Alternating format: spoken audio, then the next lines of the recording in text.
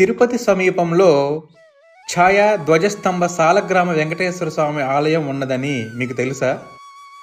అవునండి, తిరుపతి సమీపంలో మామిడికాయల మండి దాటిన తరువాత తిరుచానూరు నుంచి 1 కిలోమీటర్ దూరంలో తాజ్ హోటల్ వెనకరైపు రోడ్డున యోగిమల్లవరంలో వెలిసి ఉంది. ఈ ఆలయం ప్రత్యేకత ఏమిటంటే, ఆలయం నీడ ఛాయా ధ్వజస్తంభంగా దర్శనం ఇవ్వడం అనేది ఈ ఆలయం యొక్క ప్రత్యేకత, ఒక అద్భుతం. అవునండి, ఆ అద్భుతాన్ని కళ్ళతో చూస్తే గానీ నమ్మశక్యం కాదు. నిత్యం సాయంత్రం 6 గంటల నుండి ఉదయం వరకు ఈ ఆలయంలో ధ్వజస్తంభం దర్శనం ఇస్తుంది. ఈ ఆలయంలో ఎక్కడ ధ్వజస్తంభం ఉండదు, అదే ఆలయం యొక్క ప్రత్యేకత.